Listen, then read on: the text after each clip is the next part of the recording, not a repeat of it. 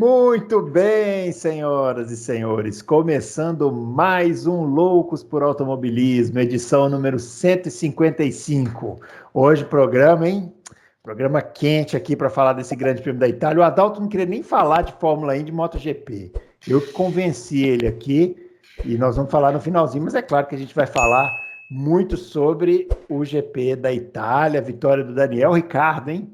Quem diria, Daniel Ricciardo. Mas antes, uma bênção aqui, que a paz esteja convosco, confrades. Fiquem calmos, tranquilos, porque a análise aqui será uma análise muito cabeça fria, profissional. E vamos chamar o grande Adalto para fazer já o seu comentário inicial.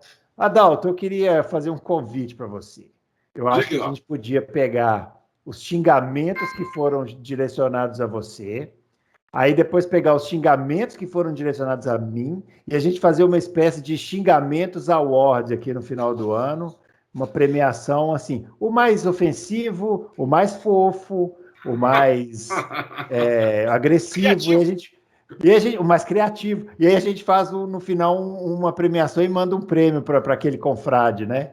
Que nos atacou aí por causa da nossa opinião, né?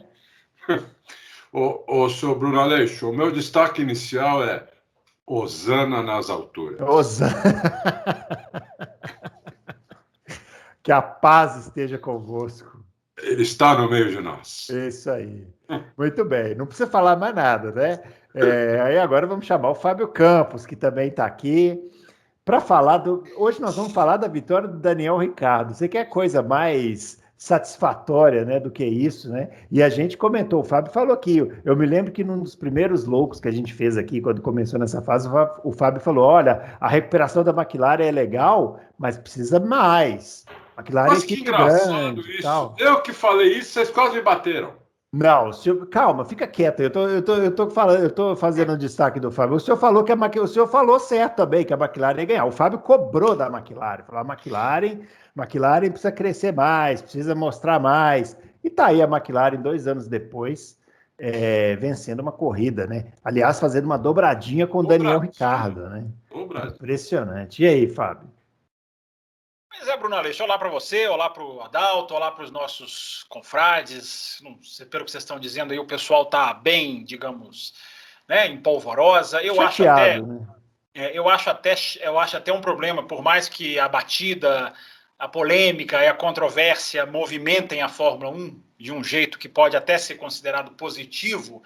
Eu dessa vez até lamento, né? Porque era dia, né? A McLaren merecia que fosse um programa só de McLaren, destacando o tamanho do feito da McLaren, que não é um feito, embora a vitória seja algo isolado, não é algo que possa se esperar todo final de semana, devagar com Andor, lembrando que a McLaren ganhou 1 ponto na Holanda, marcou 1 ponto só na Holanda, mas é uma equipe que vem crescendo. Evidentemente, é uma equipe que mereceu chegar no status que chegou de vencedora de um grande prêmio de Fórmula 1 depois de 9 anos, porque não é só essa vitória.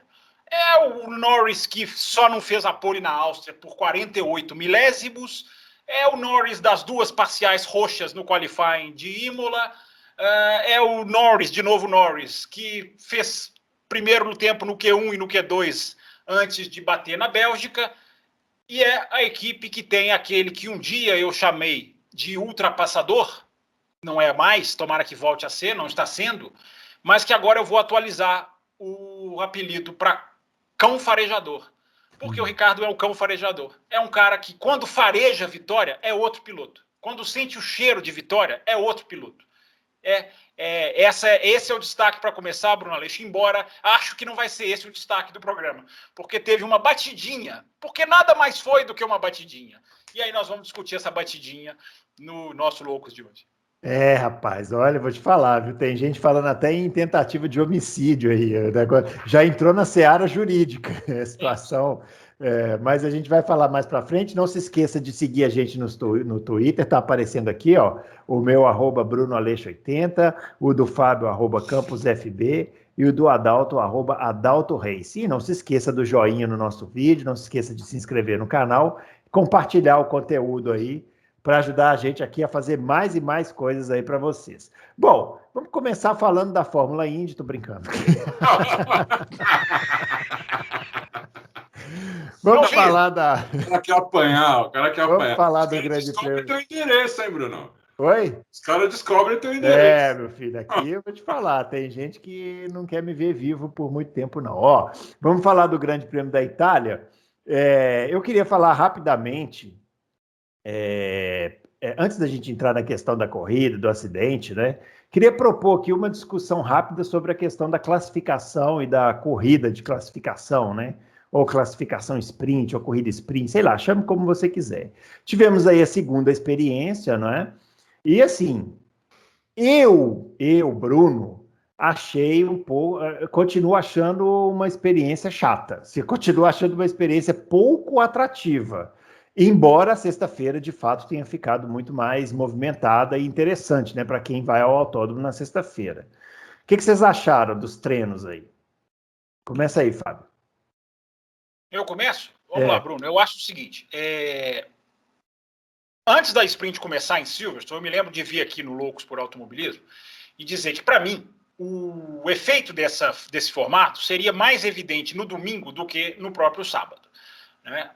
Até brinquei, né, do mundo maravilhoso do Dr. Ross Brown, que dizia que as 17 voltas seriam eletrizantes, porque as 2 voltas do Azerbaijão foram eletrizantes, porque uma relargada lá no finalzinho, não sei aonde, foi eletrizante. Não existe pozinho mágico, não existe. A Fórmula 1 não vão ser o número de voltas que vão resolver os problemas que a Fórmula 1 espera-se vai resolver o ano que vem. Então, a corrida em si, assim como foi em Silverstone, uma corrida é exatamente o que é a Fórmula 1. Você pesca uma coisa aqui, você pesca um movimentozinho aqui, mas não é o brilho. A corrida de domingo foi muito melhor do que a corrida de sábado, até porque a corrida de sábado teve uma influência na vitória da McLaren.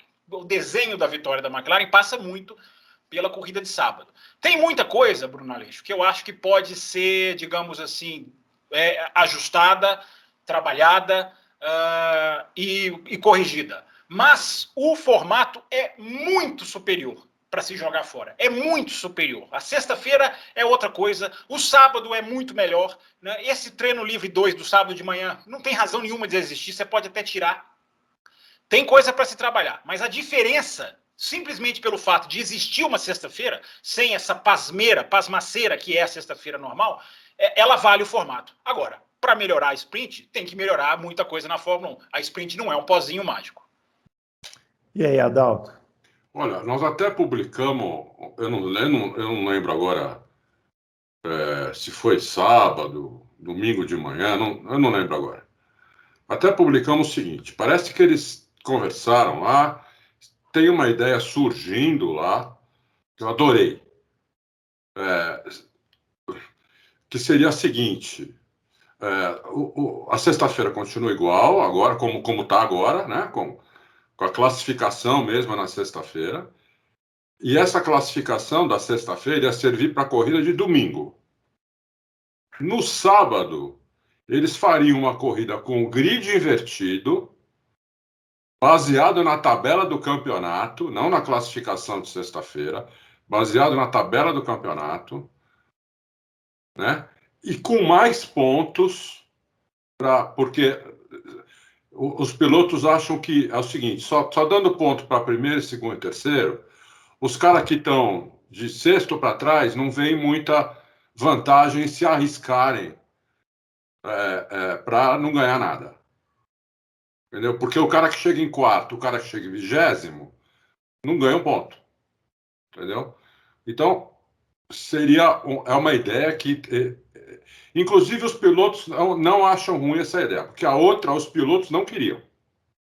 Então, essa corrida não teria nada a ver com a corrida de domingo, seria uma coisa extra.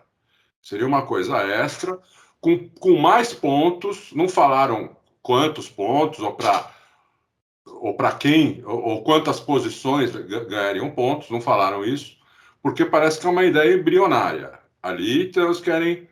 E eu gostei, eu achei legal. Desde a primeira vez que falaram em grid invertido, eu adorei, entendeu? Então, eu gosto muito dessa ideia. Evidentemente que essa ideia tem que ser feita em pistas que tenham pontos claros de ultrapassagem, né?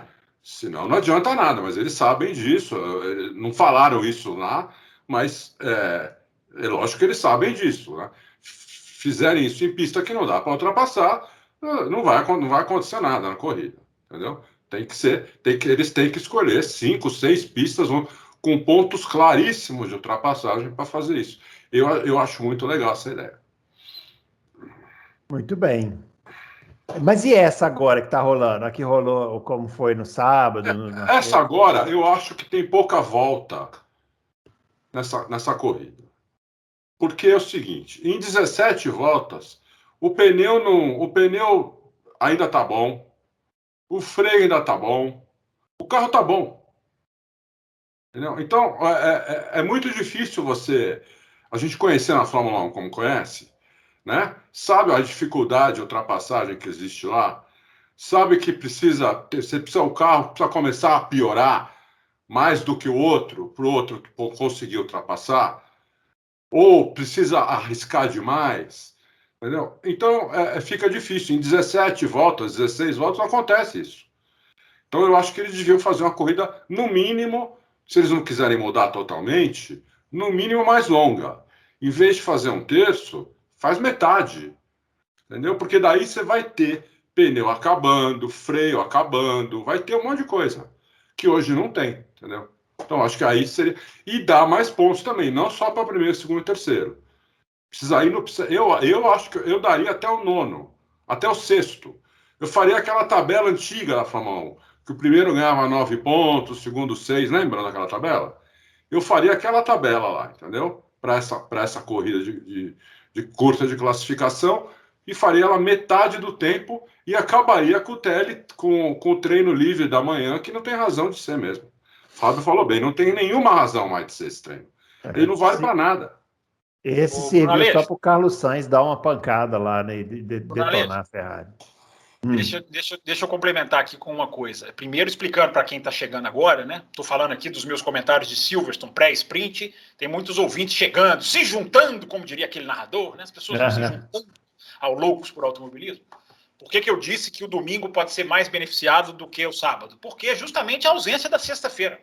Né? Para mim não é coincidência ver a McLaren, por mais que eu citei aqui, né? A McLaren forte na Áustria, em Imola, em Spa, dando evidências de estar brigando pela ponta. Mas para mim não é coincidência que a McLaren tenha o resultado que teve no final de semana em que pouco se treinou, em que os caras têm 1 hora para treinar e parque fechado, e aí tem que ir do jeito que foi.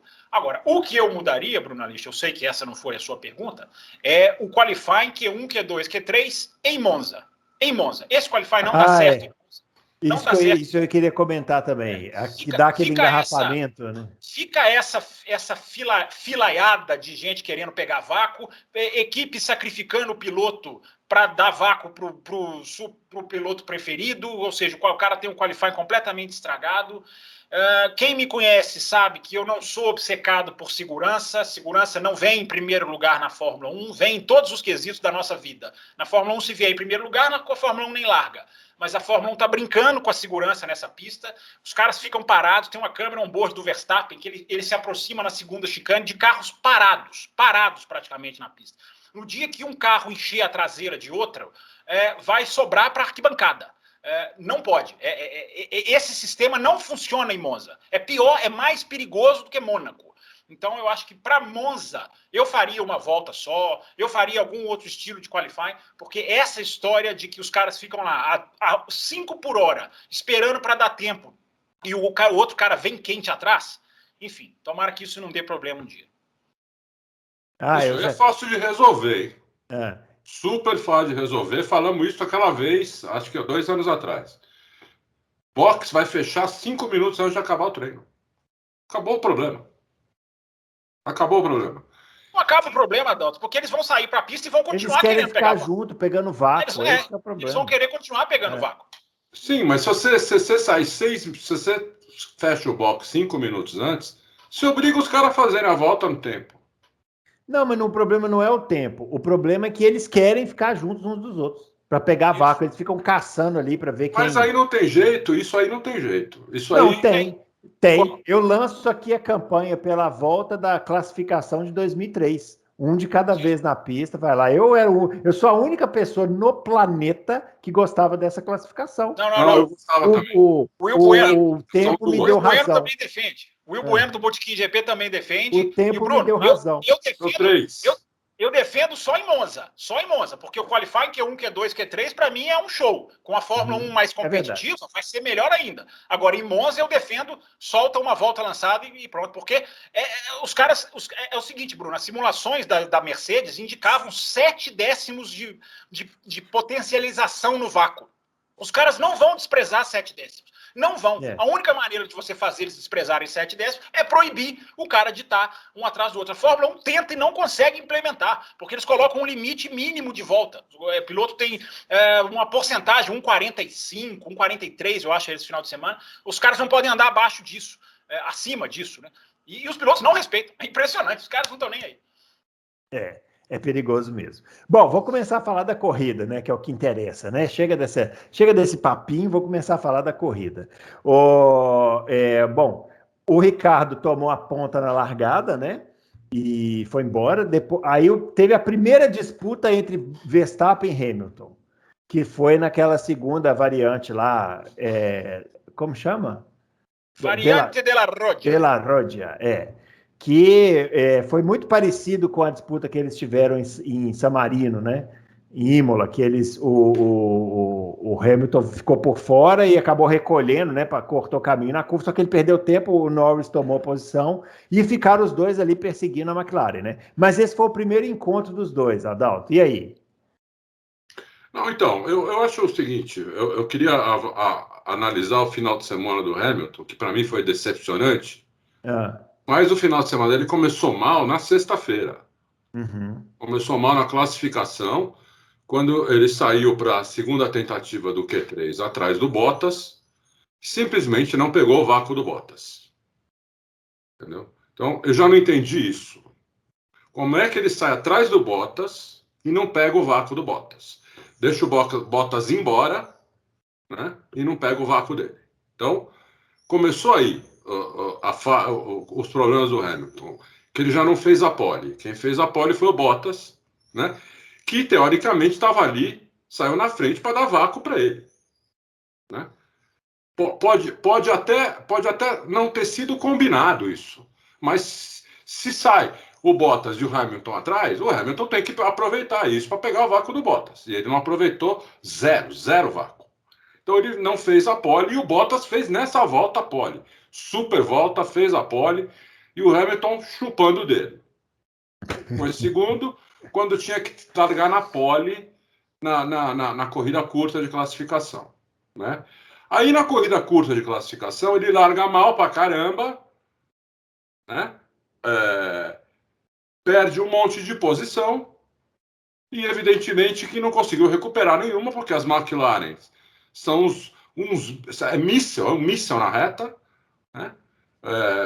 Só tem 2 curvas de média velocidade aí, o resto é tudo curva, e as 2 chicanes, o resto é curva de alta. Quer dizer, é tudo que a McLaren precisa. Né? Então não ia buscar a McLaren. Inclusive, se o Hamilton e o Verstappen não batessem, a McLaren ia ganhar na minha opinião, o Ricardo ia ganhar de qualquer jeito a corrida. Eles estavam controlando, ele e o Norris estavam controlando o Pérez e o Bottas atrás, tranquilo, no rádio, eu vi tudo on board. Essa madrugada foi daquelas que eu fiquei de novo até 5 horas da manhã, né? Vi quase 4 horas de câmera on board. Então eles estavam controlando no rádio, foi muito legal, inclusive, isso daí. Não dá para contar, porque a pessoa realmente teria que pegar o rádio e colocar, ir lá na F1 TV, colocar nas últimas, sei lá, 25 voltas o rádio no carro do Norris ou do Ricardo para ver. Então aí o Hamilton não conseguiu fazer nada, chegou na corrida, largou bem na corrida, né? Passou o Norris ali, aí ele cometeu o primeiro erro. Que vocês vão ver aí na tela, a imagem, o que eu chamo de erro. O que vocês estão vendo na tela agora aí, ó, é a chicane, por favor. A segunda, de La Rodia? Eu mandei, vocês sabem, vocês têm aí as imagens aí no WhatsApp. Temos. Você está aí vendo o Hamilton por fora, né? E do lado do Verstappen, dá para ver a roda esquerda do Verstappen, a roda direita do Verstappen, do lado da roda esquerda do Hamilton. Eles estão absolutamente emparelhados. Ou seja, o que vai acontecer na hora que eles entrarem à esquerda? O Verstappen, que o Hamilton já sabe, eu já sei, você já sabe, todos os nossos telespectadores já sabem, não vai dar espaço para o Hamilton. Ele não vai dar espaço para o Hamilton. Então o Hamilton já tinha que saber disso. Então ele tinha que tirar o pé aí onde você está vendo, nessa imagem, porque o Verstappen está sem tomada, que ele está por dentro, ele está sem tomada. Então o Hamilton aí tinha que meter o pé no freio, entrar atrás do Verstappen, porque o Verstappen ia sair mole dessa chicane e o Hamilton ia passar. Assim como o Norris quase passou, e o Norris estava atrás aí dos dois. Ele quase passou o Verstappen, né? Então, aí foi o primeiro erro do Hamilton. Entrar junto com o Verstappen por fora, porque o Verstappen não ia dar espaço para ele. E você está vendo essa segunda imagem. Olha aí o Verstappen já, do lado do Hamilton, né? Roda a roda. E na terceira imagem, o Verstappen, na saída da primeira perna da chicane, já está com a roda na linha branca. O Hamilton já está para fora da pista. Não dá nem para ver ele nessa imagem. Porque ele já saiu da pista para não bater, né? Porque senão ia bater. Então, aí foi o primeiro erro de julgamento do Hamilton. Bom, aí vamos para o segundo problema onde deu a batida, né? Onde deu a batida. O que você está vendo nessa imagem é o seguinte: só aí o Hamilton acabou de sair do box, ele está freando para fazer a primeira chicane e você não vê o Verstappen na imagem, porque o Verstappen ainda está atrás, por fora, atrás do Hamilton. Ó, onde o Verstappen está. Tá dando para ver agora o Verstappen e você vê que o Hamilton está bem na frente dele. A roda dianteira do Verstappen não está nem emparelhada com a traseira do Hamilton. Então o que o Hamilton tem que fazer aí? Tem que frear mais dentro, espalhar para o Verstappen não fazer por fora a chicane. Assim como o Verstappen fez com o Hamilton na primeira volta. Mas não, o Hamilton entra, deixa um espaçozinho, e você está vendo agora nessa imagem o espaçozinho. É pouco? Mas tem 1 metro aí. 1 metro. 1 metro, o Verstappen põe o carro nesse metro dentro da pista e o outro metro está fora da pista. Ou seja, ele está dentro da pista. Ele está dentro da pista. E ele vai ficar por dentro na segunda perna da chicane. Ele vai dar espaço para o Hamilton? Não vai dar. Porque ele nunca dá. E o Hamilton sabe disso. Então o Hamilton não podia ter deixado acontecer essa situação aí.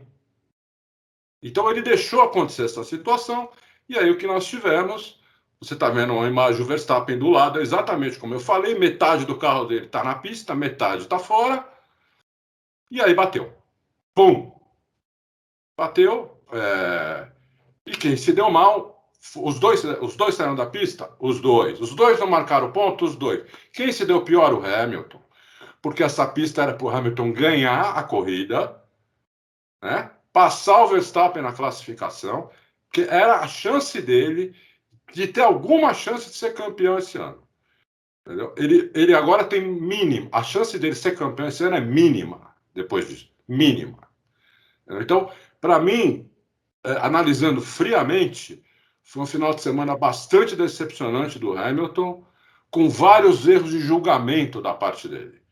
Né? Ele não ter pego o vácuo do Bottas, depois ele teve um problema na largada, que aí foi um erro técnico dele, e depois esses 2 erros de julgamento dele na corrida, que um cara que já tem 7 títulos, 99 vitórias, e já está há 15 anos na Fórmula 1, não pode ter esse erro de julgamento. 2 seguidos. Entendeu? Ele tem isso tudo de títulos e vitórias, mas ainda não teve um rival que nem esse, né? Então, a situação é ele tem um rival, e vamos aí agora por causa do pessoal que xingou a gente. Ele tem um rival que guia igualzinho a Ayrton Senna. Igualzinho a Ayrton Senna. Ayrton Senna tirava o pé? Não tirava o pé. Ayrton Senna pensava assim, é o seguinte, vai bater. Ou você tira o pé, ou vai bater. O Verstappen guia assim, ele é assim.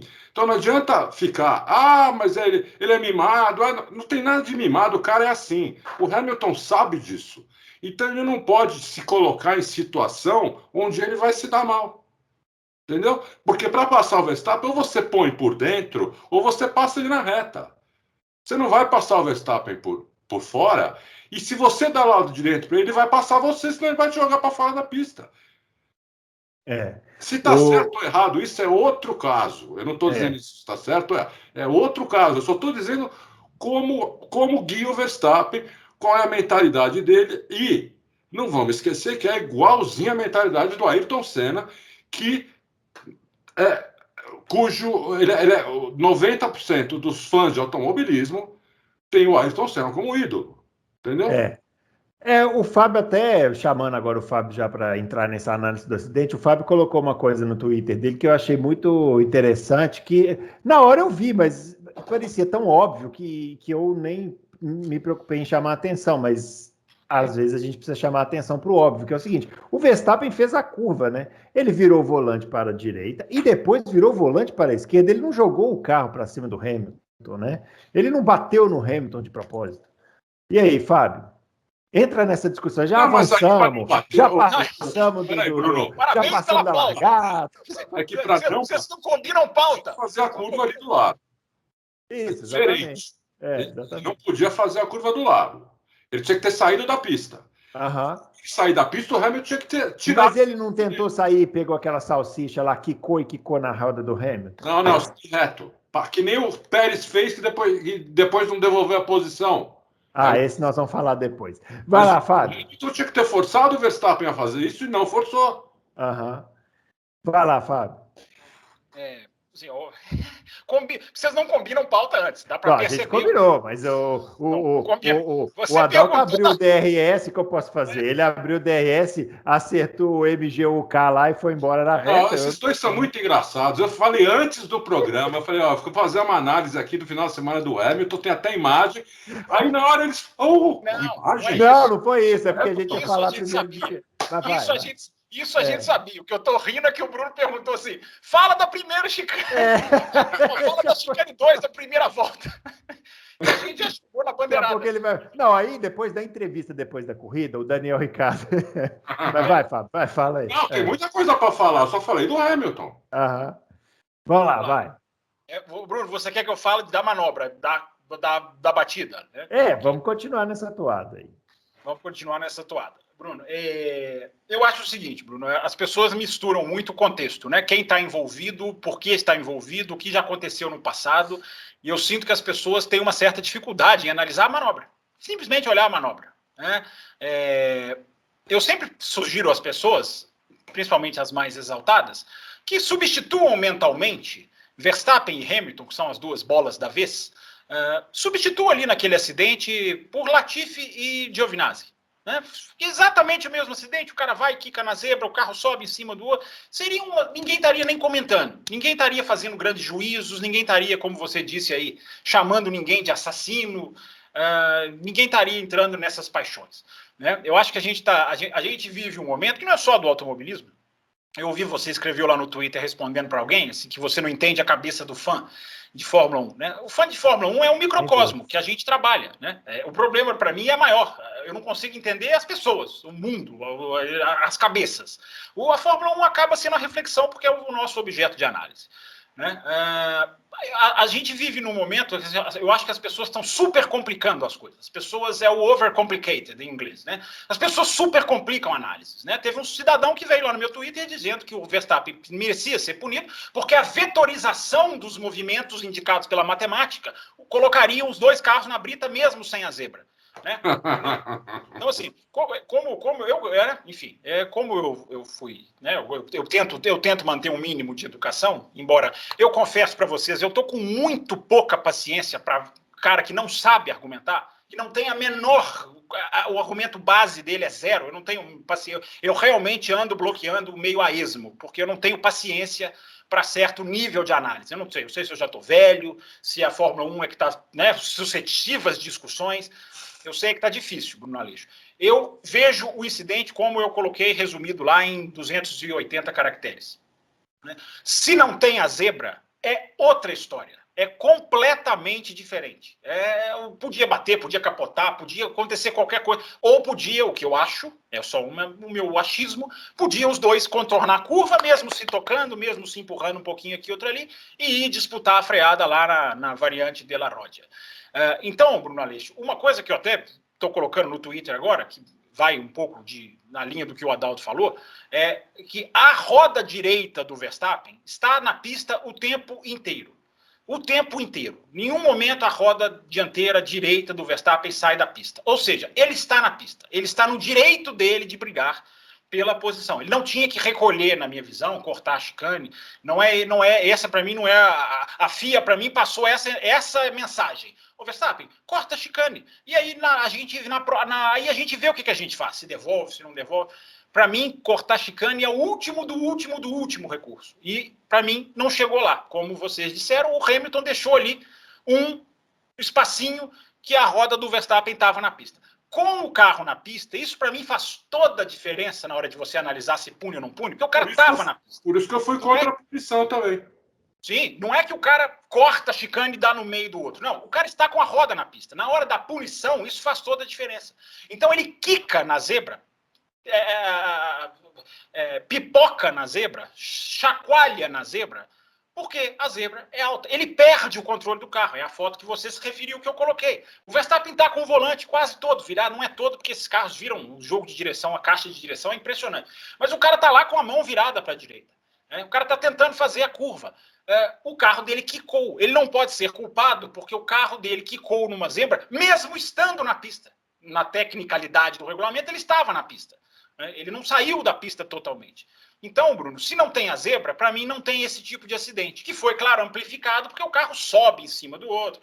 Aí vem os advogados do Halo dizer que o Halo é super maravilhoso, fantástico. Aí o Halo está lá, cumpriu o seu papel, é isso aí, está lá para ajudar. Só que quem salvou mais a vida do Hamilton é o Santo Antônio aqui. Você vê a foto, o Santo Antônio é que segura o carro. Mas não, está na moda elogiar o Halo, então vamos elogiar o Halo. Que, repito, cumpriu o seu papel, como o capacete cumpriu o seu papel, como vários itens de segurança cumpriram o seu papel. Então, Bruno Aleixo, eu acho que o resumo da história, a gente vai entrar nos pormenores, eu acho que o resumo da história é esse. Tira a zebra, se não tivesse aquela zebra ali, a dinâmica do acidente era outra. Então, puniu. O que eu lamento, Bruno, é que assim, o incidente de corrida está virando o urso panda do automobilismo. É uma espécie absolutamente em extinção, que está à beira de acabar. É o urso panda. Lembra dos ursos pandas que a gente via quando a gente era pequenininho? Vai acabar, vai acabar. Eu acho que hoje ainda tem, ainda estão em extinção. Alguns os incidentes de corrida... os incidentes de corrida estão em extinção, porque a FIA não tem mais incidente de corrida. As pessoas falando que por causa de Silverstone, um fez isso, um fez aquilo. Eu vejo bem diferente. Para mim, os caras trouxeram de Silverstone até um certo cuidado. O Hamilton teve um certo cuidado em não jogar o cara todo lá fora, e o Verstappen tem um certo cuidado de virar o volante, de tentar fazer a curva. Mas os caras bateram, aconteceu dos caras baterem. Bruno, para mim, não há culpados, né? Não me junto a essa turma que faz um contorcionismo mirabolante de vetorização. O outro foi lá no meu Twitter comparar com poste, passar na zebra é como bater num poste na rua, uma coisa, mais um fazendo alusão a trânsito, que eu não consigo entender. Os caras se desdobram, existe uma paixão pela punição, em torcedores, tá? Não estou nem falando dos comissários, não. Tem uns torcedores que parecem ter uma paixão pela punição. Os torcedores do piloto, teoricamente, sempre, o piloto que se deu mal, os torcedores dele viram tudo Madre Teresa de Calcutá, né? E os outros são demonizados. Aí acontece ao contrário, os torcedores também vão ao contrário, então não tem nem coerência. Só voltando rapidinho antes de terminar aqui, uma questão que eu falei também na batida de Silverstone, né? Para punir, tem que haver uma quebra de um mandamento do automobilismo. Alguma propriedade do automobilismo tem que ter sido ofendida para você punir. Não foi ofendido em Silverstone, onde até se tinha muito mais razão. Ali foi muito mais tudo ou nada, embora para mim não haja motivo para punição. Silverstone foi muito mais tudo ou nada. Esses foram os caras na curva de baixa do circuito dividindo. Então, Bruno Aleixo, para mim a questão central é essa. são dois caras disputando o título mundial, não vão aliviar, já mostraram que não vão aliviar, mas não passaram do limite. Não, eu não vi nenhum limite sendo ultrapassado. Não sei se vocês dois viram.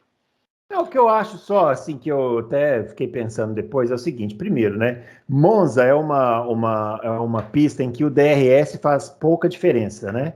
Quase nenhuma, 2 Quase centímetros. nenhuma, porque a asa é quase que flat, né? Então você não usa o DRS para ultrapassar. As ultrapassagens em Monza, elas têm que ser a moda antiga. Como todo mundo, 100% das pessoas que comentam aqui falam, porque eu gostava da Fórmula 1 antigamente. Aqui. Monza é exatamente isso. Monza, as ultrapassagens têm que ser a moda antiga. Quantas ultrapassagens a gente viu naquela curva, daquele jeito, que não aconteceu aquilo, porque não teve a catapultada, né? Que o carro quicou na zebra e tal. Foram vários, o Pérez, né?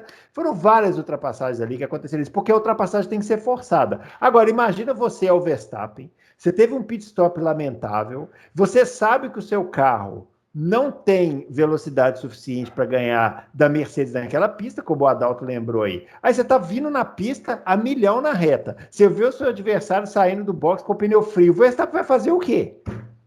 Vai frear e não vai tentar ultrapassar? Pô, gente. Ô, Bruno, assim... mas é por isso que eu vou ser mais massacrado ainda e digo que a culpa é do Hamilton. Porque isso que você está falando aí, o Hamilton sabia. Ele foi avisado quando ele estava saindo do box. O Verstappen está na reta vindo a milhão. Ele foi avisado. Eu vi isso daí. Com a câmera on-board no carro dele. Depois pus a câmera on-board no carro do Verstappen também.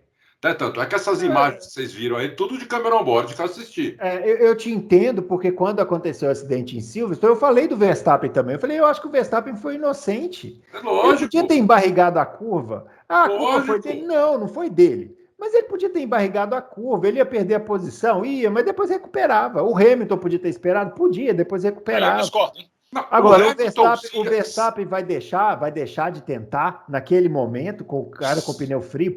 Mas não é nem porque é o Verstappen. Deixou um espaço para ele. Não é nem porque é o Verstappen. Piloto nenhum ele tentar. Não, eu ia falar que não é nem porque é o Verstappen, que é agressivo. Qualquer piloto ia tentar ali. Qualquer piloto ia tentar. Ô Bruno, e tem um detalhe nesse seu raciocínio. Né? Um ponto nesse campeonato mundial é ouro. Isso já está claro. Um ponto vai decidir essa porcaria. Um ponto é ouro nesse campeonato. Por isso que eu não concordo com vocês com o Silverstone, não concordo. O Verstappen não tinha que ter aliviado o pé. O cara ali vai com tudo. E é um lance rápido, é diferente dessa curva. Ali é 1 segundo, o cara não tem... Essa nós estamos fazendo todo esse raciocínio. Embora a gente é muito cômodo, né? A gente está aqui no frio, no nosso copinho, tem o nosso copinho d'água aqui. Não, o cara devia ter pensado. Mas tudo bem, o cara ali tem 1 segundo para pensar. Na Copse é um estalar de dedo, o cara ou tá ali do lado, ou vai fazer a curva, bateu ou não bateu, tá na frente ou não estava na frente. O que tem que ser ressaltado nesta curva, nessa dividida, e vai exatamente na linha do que você falou, Bruno, é que esse campeonato tem todo o cheiro de que vai ser decidido pode ser decidido por meio ponto. Meio. Aliás, por meio não pode, porque os dois têm 0,5, né? Se eu não estou enganado. Enfim, mas ele pode ser decidido por 1 ponto. 1 ponto vale ouro. E aí os caras vêm falar que não, tinha que ter aliviado o pé. Não tem que aliviar o pé. Tem que aliviar o pé numa situação em que o cara tem certeza que vai ficar mal para ele. Talvez seja o caso da curva que o Adalto falou lá da primeira. Né? Embora o Norris estava ali atrás no cangote. Levantar o pé ali podia significar perder a posição para o Norris. Mas, como eu falei...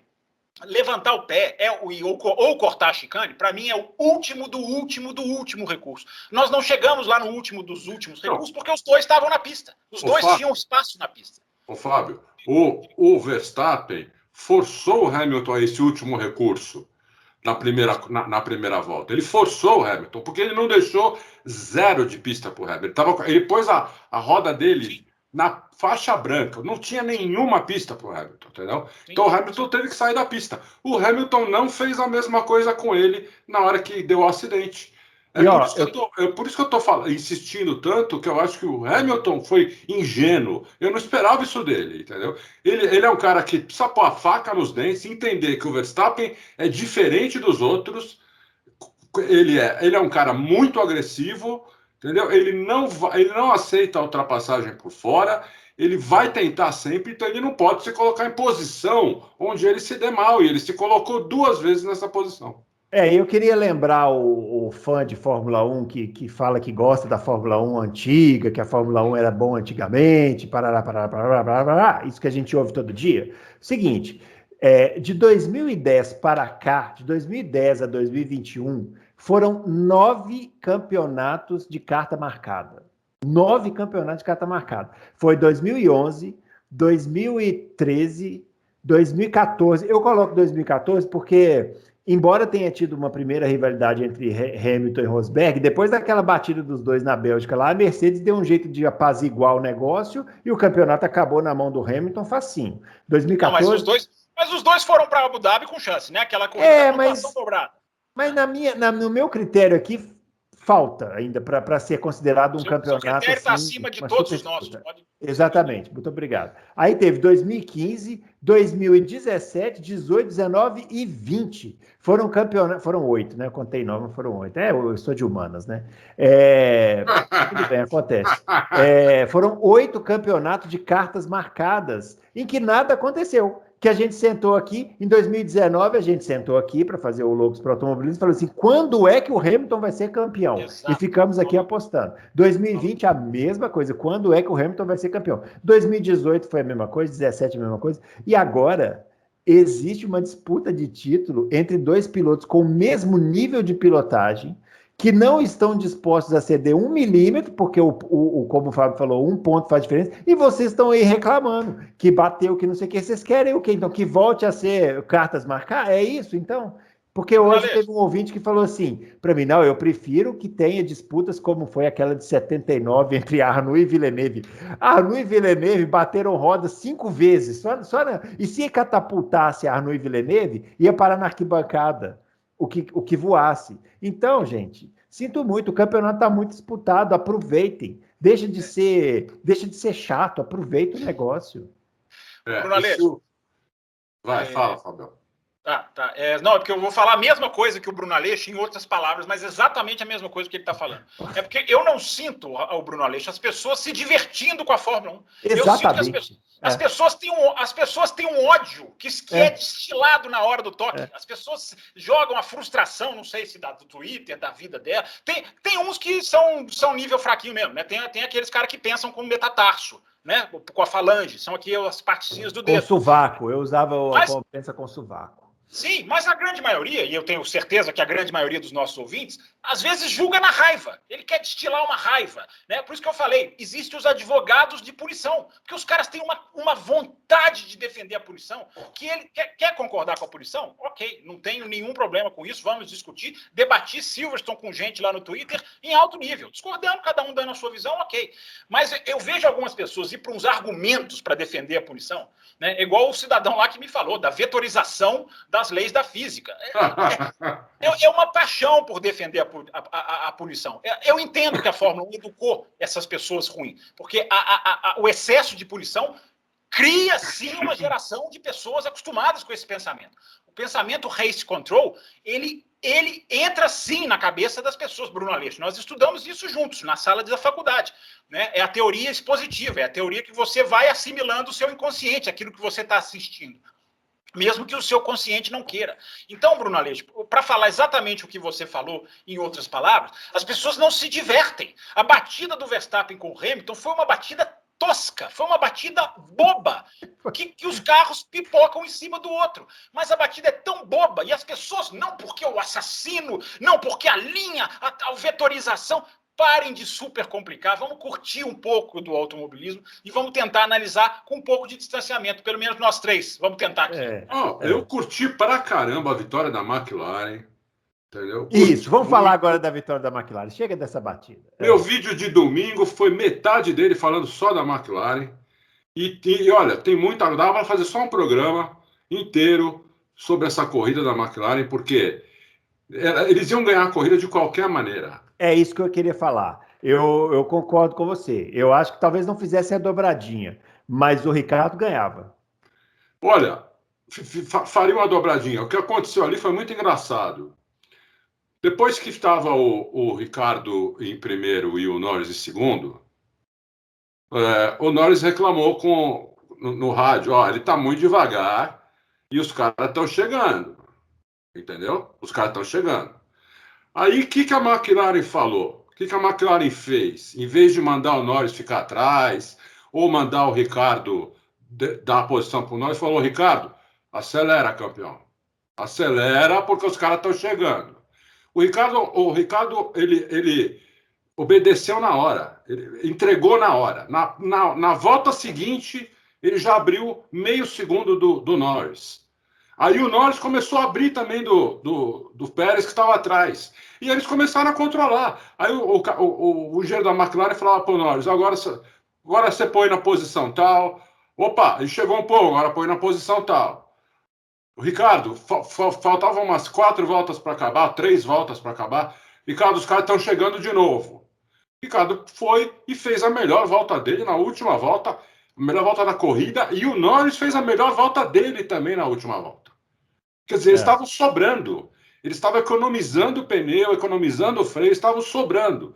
Tocadas engraçado, porque tocadas totalmente diferentes. Né? Você olha na câmera no bordo dos dois, é muito diferente como eles guiam.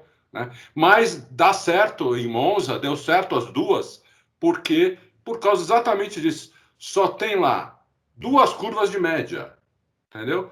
Que onde o Norris tirava alguma coisa do Ricardo. No resto da pista, eles iam iguais. Eles iam iguais, entendeu? E foi uma vitória linda. Foi uma vitória linda. Achei muito bacana o Norris comemorar, como se fosse uma vitória dele. Né? Esse Norris é muito gente boa, né? Muito gente boa, sabe? Muito gente boa. Gente boa até demais pro meu gosto. Ele é muito legal, esse Lando Norris. Agora, a McLaren não... Olha, eu fiquei vendo. A McLaren não mandou ele não passar o Ricardo, não mandou o Ricardo devolver nada. Não mandou trazer os carros para casa, nada. Peraí, tem um rádio ali, hein? Tem um rádio ali. Tem um rádio que... Olha, eu vi inteirinho. O que eu vi foi 2 vezes a McLaren mandando o Ricardo acelerar. Acelera aí, que os caras estão chegando. Tem um rádio que vai ao ar. Tem um áudio que vai ao ar na Sky Sports, em que o Lando Norris ele se oferece para o jogo de equipe. Ele fala assim, eu tenho realmente que ficar aqui? Eu ficar aqui é o melhor para a nossa corrida? Evidentemente, ele levantando a bola, a equipe vai cortar, né? Fala, sim, fique aí onde você está. Tem esse rádio tem. Daqui a pouco eu vou falar sobre ele, mas enfim, eu te interrompi. Pode continuar. Não, eu não vi esse rádio, então. Eu perdi esse rádio, não sei em que momento foi, porque eu vi muitas voltas do rádio dele. Né? Ele fala no rádio o tempo inteiro. Foi o que eu mais assisti. O rádio foi a on-board do Norris. E eu não vi esse rádio, entendeu? Eu vi ele reclamando, como você falou. Olha, ele está devagar, os caras estão chegando. E a McLaren não responde nada e vai no rádio do Ricardo e manda o Ricardo acelerar. Entendeu? Então, eu perdi esse rádio. Uma coisa que eu queria falar antes do Fábio começar a comentar sobre a McLaren é o seguinte: a gente teve 2 semanas aqui que a gente ficou recebendo pergunta, o pessoal falando assim, não, e esses rumores de que o Ricardo vai ser mandado embora, que vão tirar o Ricardo, que vão rescindir o contrato do Ricardo, e a gente não ouviu falar nada disso, o Ricardo tem contrato tal. Olha... O Ricardo, eu pensei isso antes do Ricardo ganhar a corrida, eu pensei isso vendo o fim de semana, assim, porque ele foi bem o fim de semana inteiro, não sei se vocês dois concordam, né? Ele andou bem o fim de semana inteiro. E eu pensei isso, falei, olha o Ricardo pegando a mão do carro, às vezes pode só ter demorado um pouquinho mais do que demorou na Renault, hein? Aí eu já não sei, vou discordar de você. Eu acho que lá na Rússia, ele vai tomar um cacete do Norris de novo. Não sei, não. Vai lá, Fábio. Fala aí da McLaren. Eu ia falar que vocês dois estão certos, mas como eu gosto de contrapor vocês dois estão errados. Ah, beleza. Copo vazio. Não, é porque é o seguinte, né? Vamos lá. O Ricardo...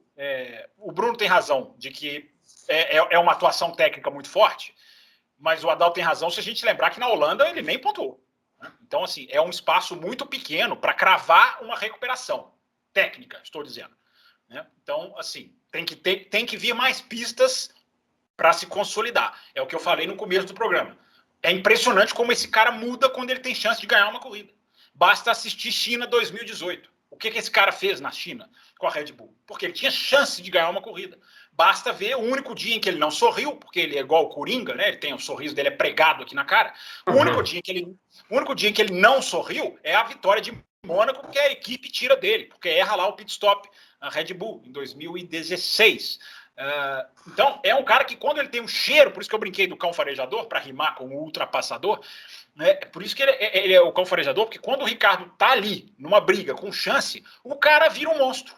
Monstruoso mesmo, que é a expressão que vocês gostam de usar. Eu ainda acho que o Ricardo tem os seus defeitos, é um cara que tem que ser mais regular, é um cara que pode talvez ter um pouquinho a mais em classificação, desde os tempos de Red Bull, de Renault. É um ótimo piloto, é um pilotaço, mas tem coisas para melhorar. Eu ainda coloco ele abaixo um pouquinho dos geniais, mas ele está lá perto dos geniais, porque ele é genial quando ele tem chance de ganhar uma corrida, né? E ele provou isso. Tem uma questão técnica que é muito importante, apesar de eu ter falado, né, mais pistas para comprovar a sua superioridade, o seu retorno, melhor dizendo, a dificuldade dele era a freada, ele mesmo dizia, era o approach da curva, né, o turning. Pois é, então o cara ter essa atuação em Monza é muito de se ressaltar, porque é onde a entrada de curva é das mais difíceis do calendário, porque o cara não tem asa. Que a freada ali é um carro sem o downforce, porque os carros, igual o Bruno explicou, o Bruno até usou a expressão muito bonita, asa flat, é isso aí, como a asa é flat, na freada, isso dificulta a vida do piloto, então esse é um ponto positivo a respeito do Daniel Ricciardo. Agora, eu queria falar também da McLaren, né? A gente está falando desse assunto, mas eu queria abordar a McLaren, né? A McLaren ganhou um grande prêmio de Fórmula 1. É uma frase que tem uma sonoridade que jamais poderia ser esquecida. 10 anos, não é 9, 10 anos. 2012. Foi 2012, né? A última vitória da McLaren. Eu 2012. Estava lá. É verdade, 2012, o Button aqui no Brasil. Isso. A McLaren... É que 2010, 2010 foi a última dobradinha. Isso. 2011. Dobradinha. 11? Não, dobradinha 2010 no Canadá. 2010, dobradinha no Canadá. foi em 2010 no Canadá. Não, 2011. Depois a gente vê. Não, pode ir por mim. 2010. Dobradinha, tô falando. Dobradinha. Não, é Canadá. No 2011 não foi, porque o Hamilton 2011 o Button ganhou aquela corrida do Vettel, naquela corrida de 4 horas, né? E 2010 eles batem os dois. E eles batem os dois, 2010 é que foi a dobradinha, que eu me lembro, né? O resumo da história, né, Bruno? Assim, igual eu falei, né? É uma pena até que o acidente tenha tirado o tempo da McLaren de programas, de podcasts.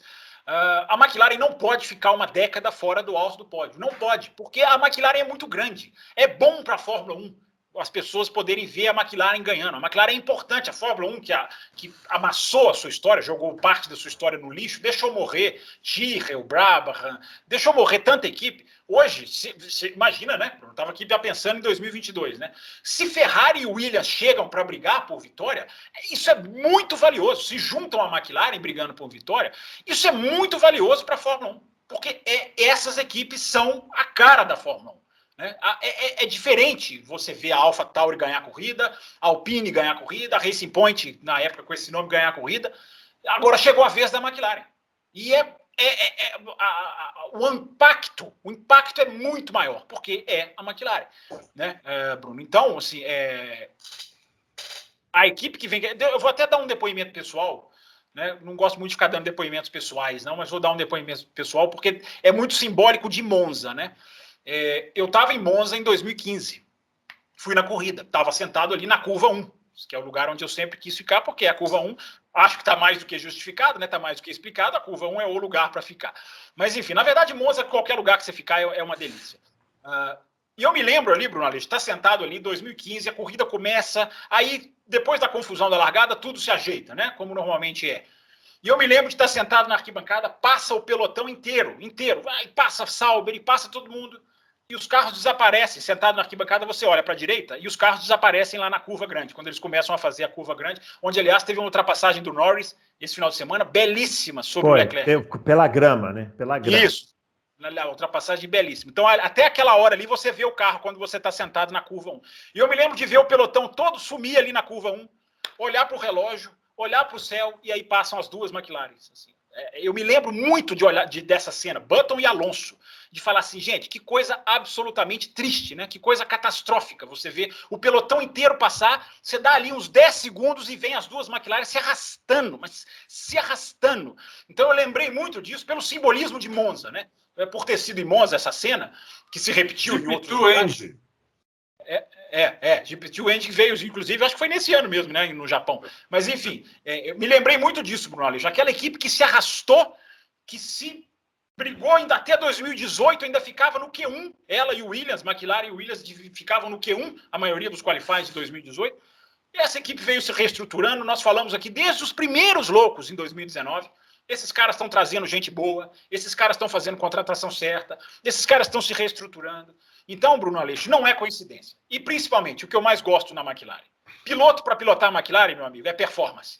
McLaren, para quem não sabe, tem dinheiro do Latifi lá. O Latifi investiu dinheiro na McLaren, Michael Latifi, investiu dinheiro na McLaren antes de investir na Williams. A McLaren jamais cogitou colocar o seu Latifi na sua cadeira de cockpit. Porque na McLaren, para pilotar, tem que ter performance. McLaren não é lugar para Claire Williams, não é lugar para Lawrence Stroll. McLaren, meu amigo, escolhe piloto de verdade. E aí colhe frutos de verdade, porque os caras estão lá. O Ricardo, que era o que a gente discutia aqui, o piloto que está embaixo, olha o que o cara fez. O cara, no dia dele, entrega uma vitória para a equipe. Será que o Adalto, o Latifi andou bem esse fim de semana, hein? Vocês não acharam, não? O Latifi andou. A Williams está melhorando. Ele está melhorando, não tem dúvida que a Williams está melhorando. Agora, mais uma cruzinha vermelha no caderninho aí para o seu Fábio Campos, sobre o Aleixo. Porque ele deu o Stroll como um mau exemplo. Quer dizer, mais uma cruzinha. Aliás, a Aston Martin está inaugurando uma fábrica, hein? Tá agora 7º lugar do seu Stroll na corrida hoje. Ganhando do Tetra. Maravilha, espetacular, realmente. Queria falar um pouquinho sobre duas coisas. Primeiro final de semana do Bottas, espetacular. Eu ia puxar esse assunto também. Bottas muito bem, né? Eu acho que o Bottas fez a melhor corrida dele na Mercedes. Não sei se vocês concordam. Na vida dele? Na Mercedes, eu achei. Não, mentira, teve uma corrida na Austrália. Sábado não deu chance para ninguém. E domingo, de último, ia chegar em terceiro. Chegou em terceiro. Né? Quer dizer, eu achei que foi espetacular. E o Giovinazzi também fez um belo final de semana. Ele cometeu um único erro na entrada da chicane, onde o Hamilton e o Verstappen, na primeira volta, sempre esqueço o nome De La Rodia, mas ali ele espremeu o Leclerc, né? Ele perdeu o carro na entrada ali, então ele saiu mole naquela retinha, por isso que o Sainz deu nele ali, entendeu? Foi o Sainz, Foi o Sainz. Isso, Mas até ali, estava muito bem, inclusive a largada dele foi excelente, ele passou o Sainz na largada e já estava indo para cima do Leclerc. Leclerc fazendo assim na frente dele, ó. Entre a primeira e a segunda chicane, o Leclerc assim, ó, para não deixar ele passar, entendeu? E aí, coitado, ele errou a entrada ali e aí acabou para ele a brincadeira. Acabou para ele a Fórmula 1, né? Porque já está em dias contados, né? Não vai ficar. Mas ele vinha bem, eu sempre critiquei, né? Mas quando o cara vai bem, você tem que falar, né? Porque você critica o cara sempre, quando ele vai bem, você tem que falar. Ele estava indo bem até cometer esse erro. O Bottas eu achei que fez uma corridaça. Eu falei que foi a melhor dele, mas eu esqueci aquele grande prêmio da Austrália que ele ganhou, aquele primeiro, acho que foi em 2019, que ele ganhou muito bem lá. Pode não ter sido a melhor, mas foi uma das melhores corridas da vida realmente dele. Foi muito bem. Tarde demais, mas foi muito bem. Achei tão bom assim não, hein? Eu mudei um pouco a minha opinião depois da prova, quando eu vi que ele para na volta junto com todo mundo de pneu branco e ele de pneu amarelo. Eu esperava mais dele.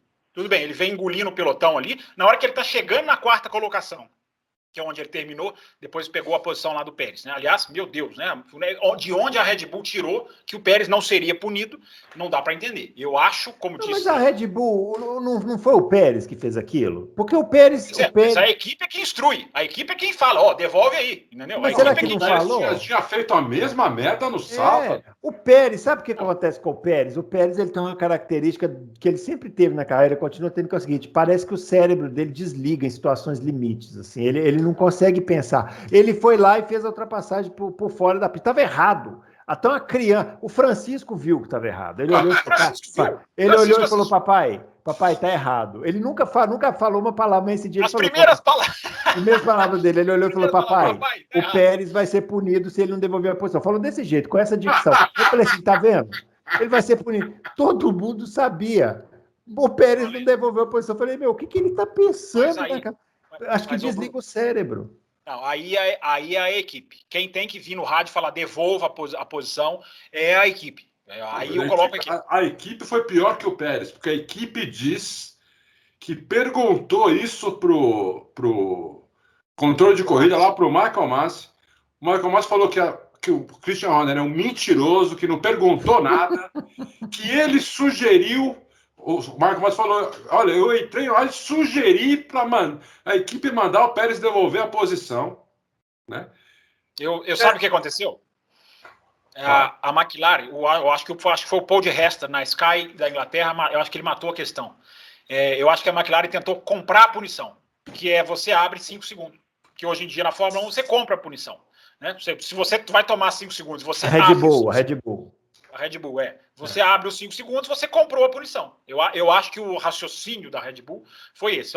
Não devolve, não. Nós vamos abrir 5 segundos desses caras e aí a gente toma 5 segundos. Mas então por que o Christian Horner declarou que perguntou pro Michael Masi e o Michael Masi falou que não perguntou nada, é mentiroso? Falou com todas as letras. O cara é mentiroso, falou. Quer dizer, pegou muito mal para a Red Bull isso daí e principalmente para o Christian Horner, entendeu?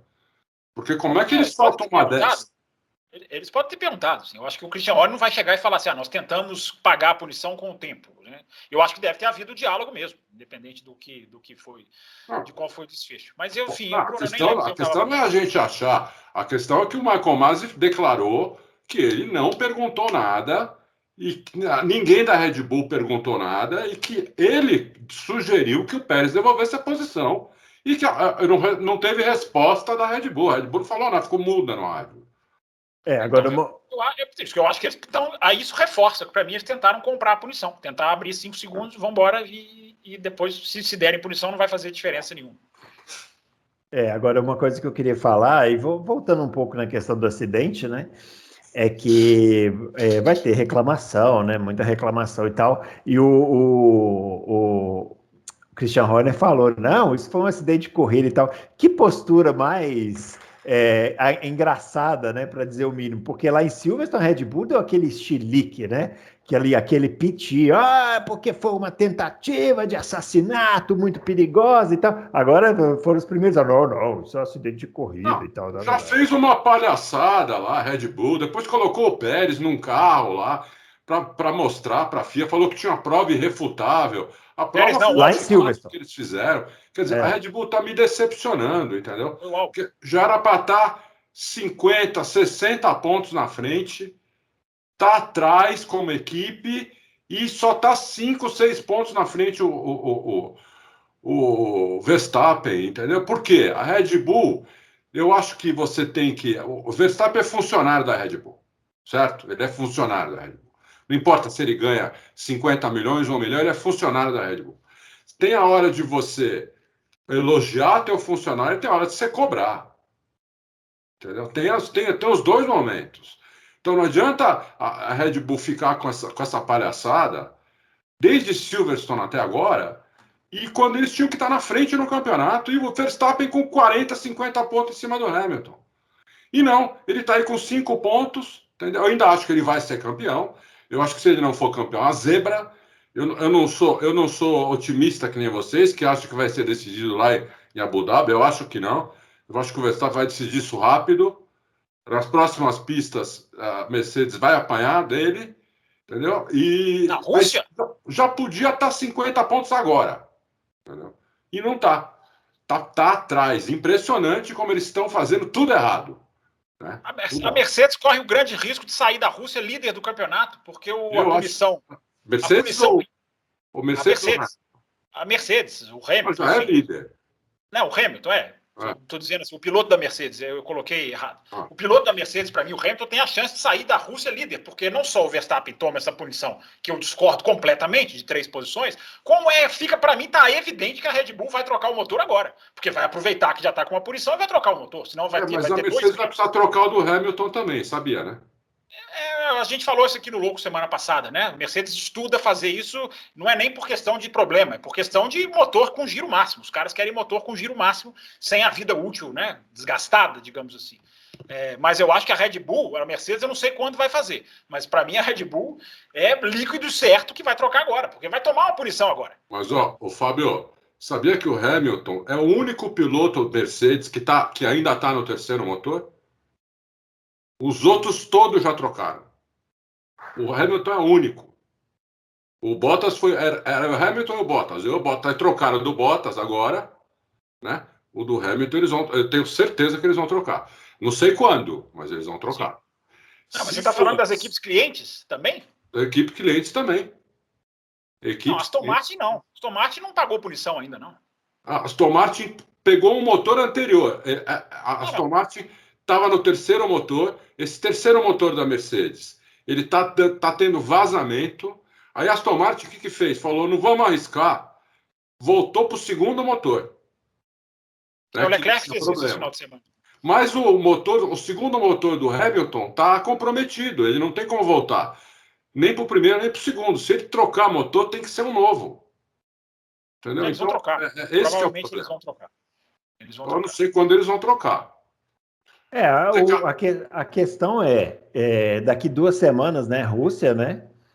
E acho que a expectativa agora é enorme, né? Para a gente ver o que vai acontecer daqui para frente nesse campeonato. O Adalto não está muito. O Adalto não está muito otimista, né? Está querendo quebrar o nosso. Não, eu não estou, porque tem uma coisa que vocês não estão considerando. Uma coisa que vocês não estão considerando. Esse assoalho cortado matou a Mercedes na Rússia. Principalmente no terceiro setor. Eles vão tomar meio segundo só no terceiro setor. Não sei, não. Na Rússia? Aí. Mas e os outros, assistindo?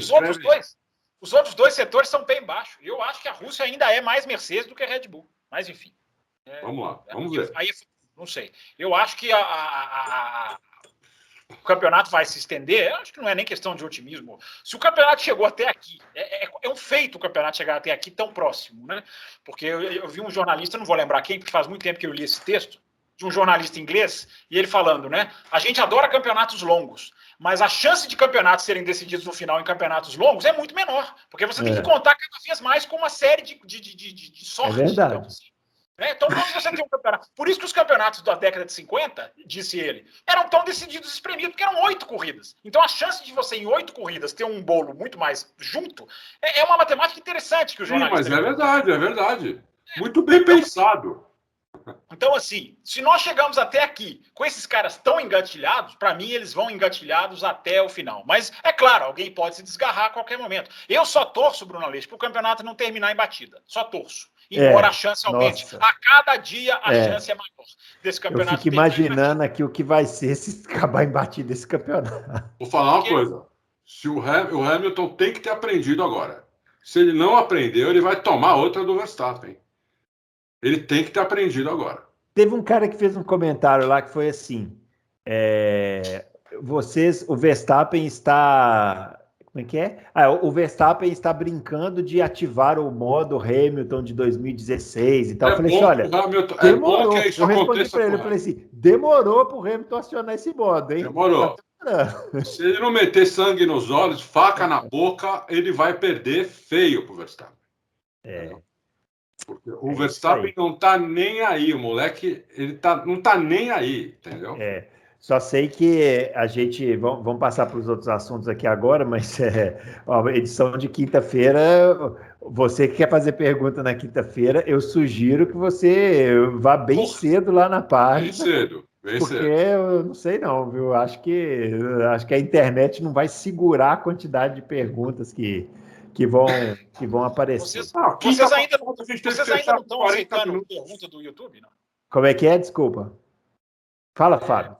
Vocês ainda não estão aceitando perguntas via YouTube, não? Não dá. Vocês ainda não abriram a mão, né? Não dá.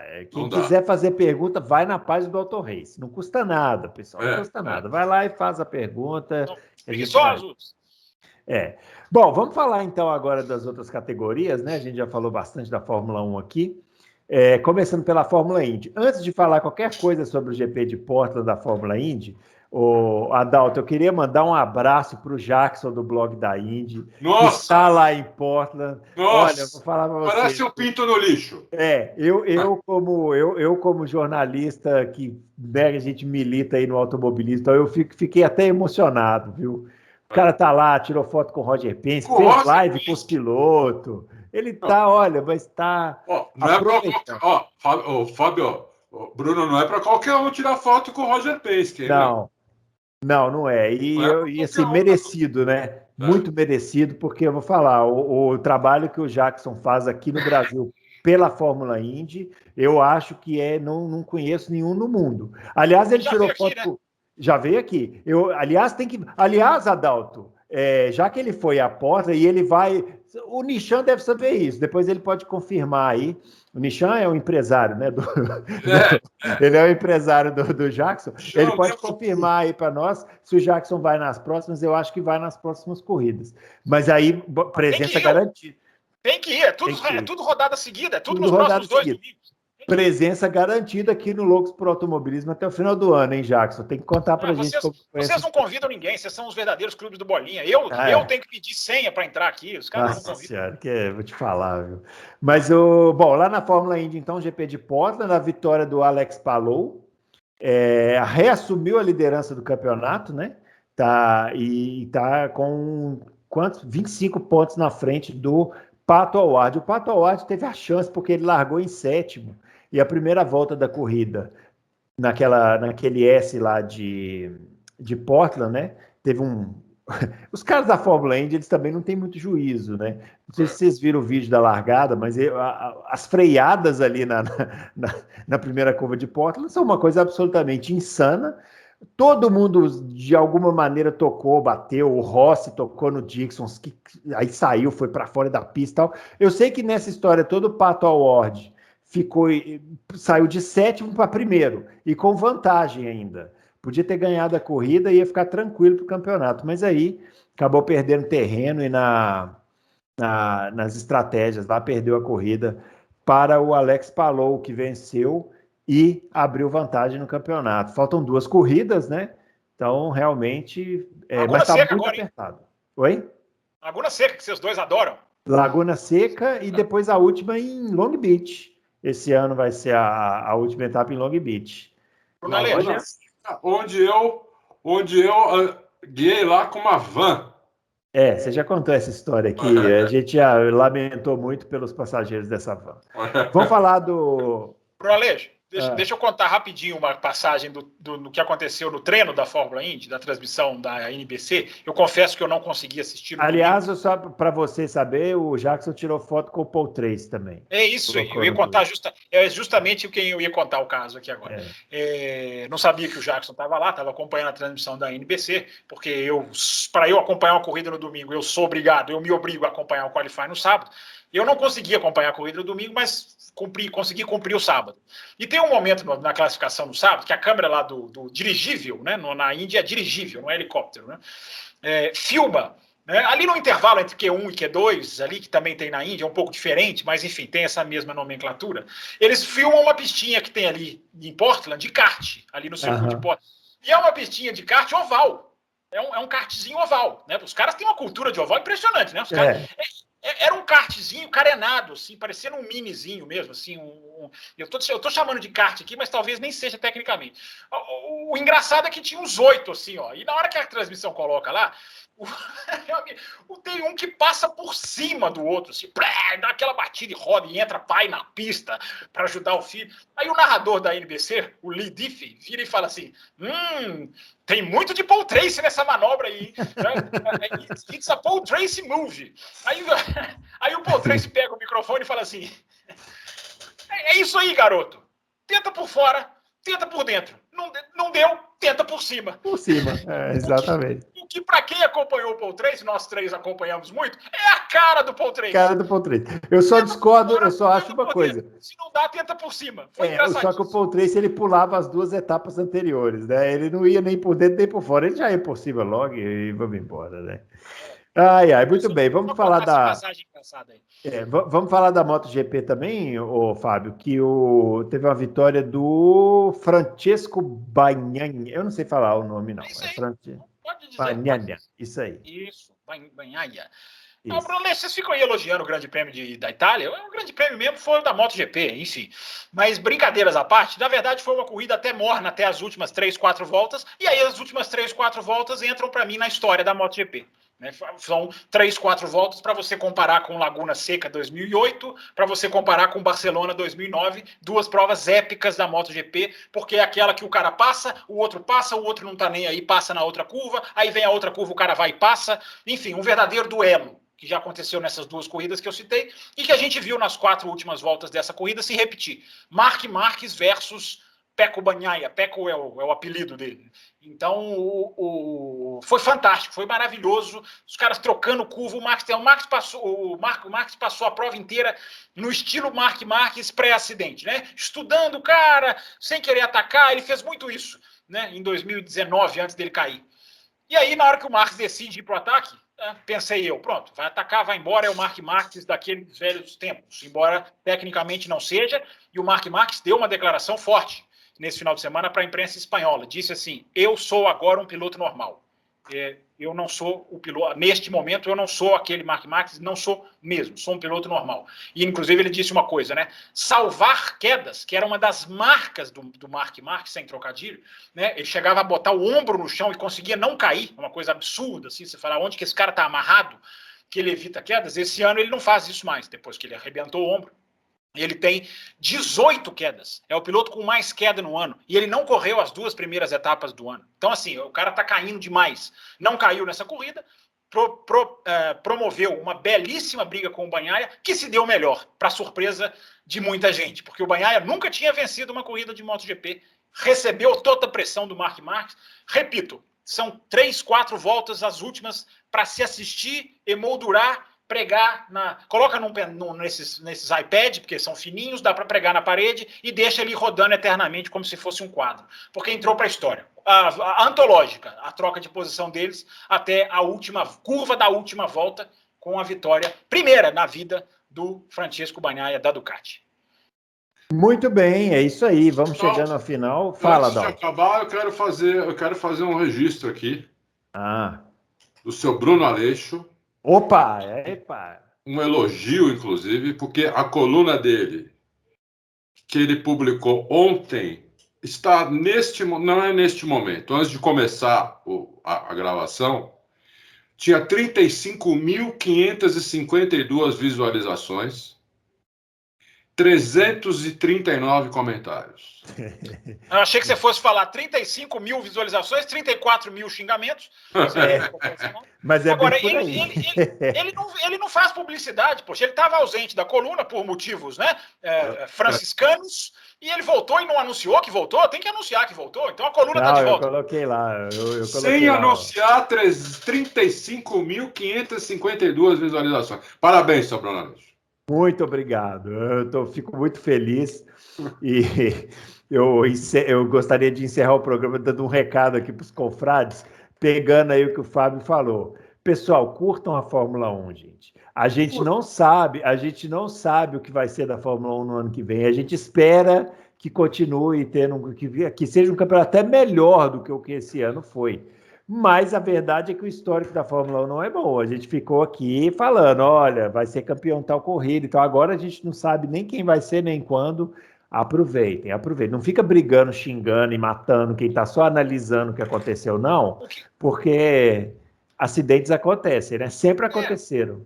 O que não significa, né, Bruno, só para complementar, que você tem que tratar os acidentes sem achar que tem um culpado, sem achar que poderia ter acontecido isso. Né? O que nós estamos dizendo aqui é a raiva, né? As pessoas destilando raiva.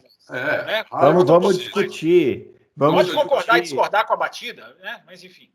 Eu acho que tem uma coisa muito boa nisso tudo, que é o seguinte, depois de muitos anos, talvez tivesse que voltar lá para os anos 80 para ver uma coisa dessa, a Fórmula 1 voltando a ser centro de conversas assim das pessoas, né? Todo mundo entusiasmado. Isso é muito bom, né? Isso é muito bom. Mas assim, vamos só mais uma coisa. A imagem, para as pessoas talvez não esperarem 10 anos para valorizar essa temporada, porque muita gente é assim, né? Só valoriza o que está lá atrás.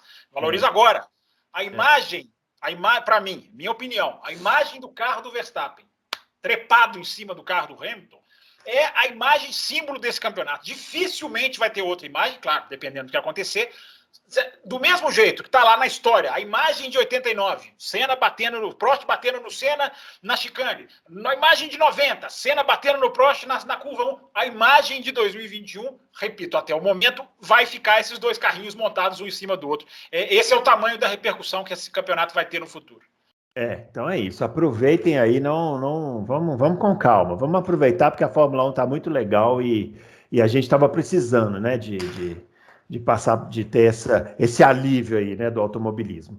Muito bem, pessoal, é isso. Lembrando, então, mais uma vez, né, quinta-feira a gente vai gravar a edição número 156, né, essa aqui é a 155, vamos gravar a 156 respondendo as perguntas. Eu acredito que vai ter uma quantidade quase que absurda de perguntas, então você que quer fazer pergunta, entre cedo na página, né, para a gente poder tentar responder todo mundo aí dentro de uma razoabilidade, né, um horário interessante, não é isso? É isso aí. Muito bem, pessoal. Finalizando então o Loucos para o Automobilismo. Não se esqueça do nosso joinha, não se esqueça de se inscrever no canal, compartilhar o vídeo, marcar lá o sininho.